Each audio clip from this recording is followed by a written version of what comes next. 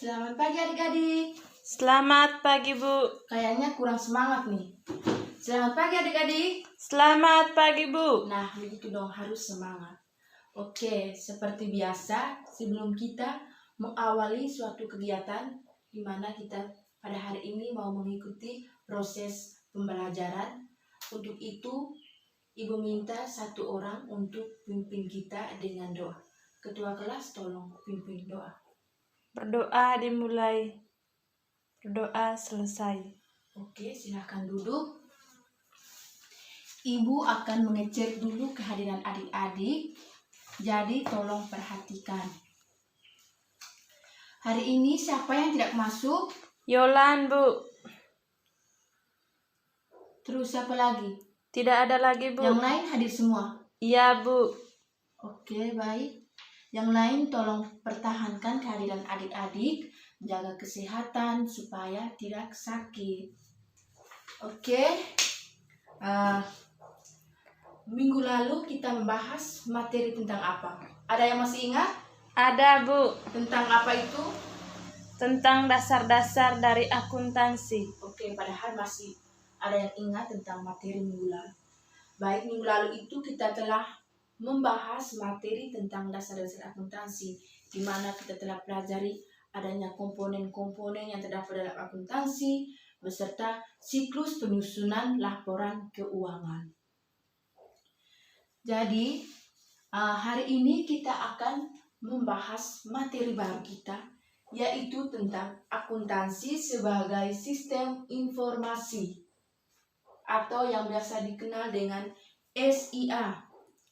Untuk itu, sebelum Ibu menjelaskannya, Ibu berharap adik-adik bisa memahami apa definisi dari akuntansi sebagai sistem informasi, sejarah dari akuntansi sebagai sistem informasi, manfaat, terus ada pihak-pihak yang menggunakan akuntansi tersebut. Paham ya? Paham, Bu. Oke, baik. Ada yang tahu tidak apa definisi atau manfaat dari akuntansi sebagai sistem informasi? Tidak tahu, Bu. Oke, mari kita belajar bersama-sama. Nah, definisi dari akuntansi sebagai sistem informasi ini adalah sebuah sistem di mana yang digunakan akuntansi untuk menyusun, mengidentifikasi, menyimpan data keuangan dalam suatu perusahaan untuk pengambilan keputusan.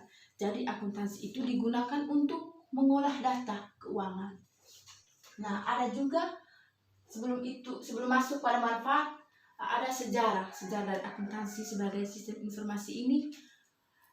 Sejarah akuntansi ini ada sejak manusia sudah mulai mengenal hitungan.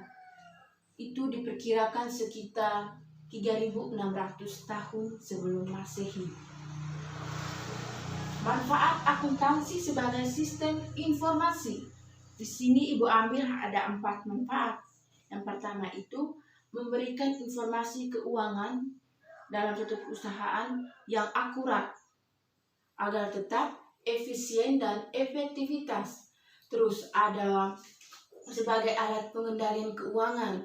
Terus ada bahan evaluasi perusahaan. Jadi bahan evaluasi ini artinya mereka meninjau, misalnya mereka pada akhir tahun itu diadakan rapat. Artinya mereka melihat apa kondisi keuangan pada tahun tersebut mengalami peningkatan maupun penurunan. Terus ada manfaat yang terakhir itu memberikan informasi kepada laporan keuangan kepada pihak internal maupun eksternal. Adik-adik pasti bingung pihak internal dan pihak eksternal itu siapa-siapa saja. Jadi baik, kita akan pelajari. Nah, pihak-pihak yang menggunakan atau memakai akuntansi sebagai sistem informasi itu ada 2 pihak. Yang pertama itu pihak internal. Pihak internal itu artinya pihak yang berasal dari dalam. Itu terdiri dari pemilik perusahaan, pemimpin perusahaan, serta kepala bagian atau pegawai-pegawai yang menangani atau yang bekerja di kantor seperti yang di bank ataupun di koperasi-koperasi. Terus lanjut ada pihak eksternal, artinya pihak yang berasal dari luar. Itu ada investor, kreditor, pemasok, pemerintah, serta masyarakat umum. Di mana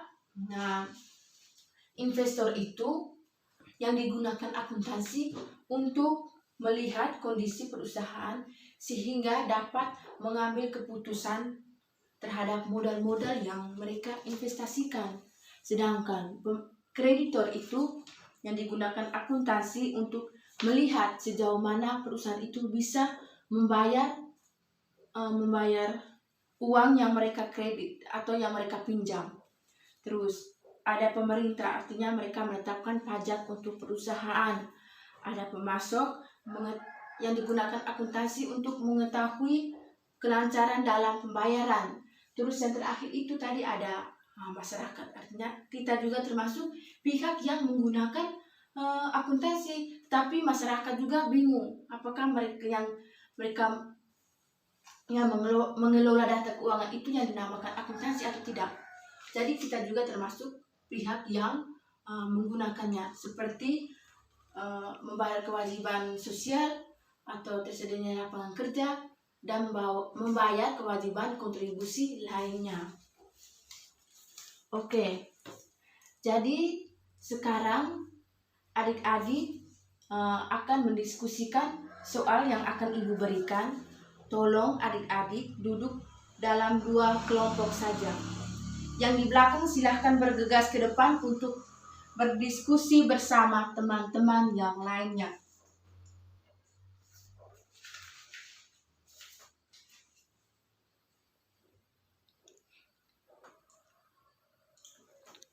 Nah, silahkan diskusi.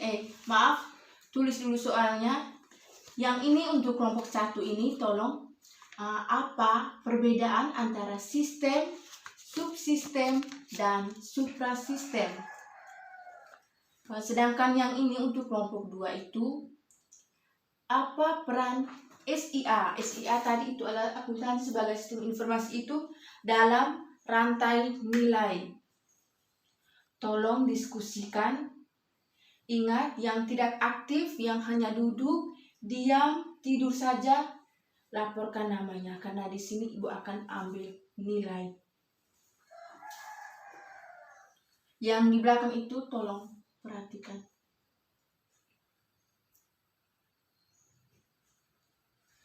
Baik, waktu diskusinya sudah selesai. Ibu minta ini dulu. Yang kelompok 1 ini presentasikan hasil diskusi kalian. Silahkan 1 orang untuk mewakili. Baik, terima kasih kepada Ibu yang telah mempersilahkan kami. Saya mewakili teman kelompok akan mempresentasikan hasil diskusi kami. Pertanyaannya tadi, apa perbedaan antara sistem, subsistem, dan suprasistem? Sistem adalah suatu seri atau rangkaian yang saling berhubungan dan bergantung akan mempengaruhi sesuatu untuk mencapai tujuan. Sedangkan subsistem merupakan komponen yang koheren dan agak independen dari sistem yang lebih besar. Suprasistem mempunyai hubungan lebih luas dari sebuah sistem. Sekian dan terima kasih. Oke, baik, itu hasil diskusi dari teman-teman kelompok 1. Silakan berikan pujian kepada kelompok 1, silakan. Terus kesimpulan tadi itu, sistem itu merupakan sesuatu yang sangat sempit, sedangkan subsistem itu adalah sebuah komponen yang koheren. Terus yang suprasistem itu hubungannya yang sangat luas. Oke, baik. Mungkin sampai sini dulu pertemuan kita. Di sini siapa yang bisa menarik kesimpulan materi tentang akuntansi sebagai sistem informasi? Saya, Bu. Oke, silahkan Nona. Kesimpulannya, SIA atau akuntansi sebagai sistem informasi merupakan sebuah sistem yang digunakan untuk mengidentifikasi dan mengolah data keuangan dalam suatu perusahaan. Nah, gitu. Itu adalah kesimpulannya. Terus, siapa yang kurang mengerti atau kurang memahami materi yang sudah kita bahas tadi? Apakah ada yang sudah mengerti atau belum mengerti? Sudah mengerti, Bu. Oke, Ibu yakin semua pasti sudah mengerti karena ini masih teori-teori saja. Belum lagi kita masuk pada menyusun sebuah laporan keuangan. Itu nanti dulu. Baik.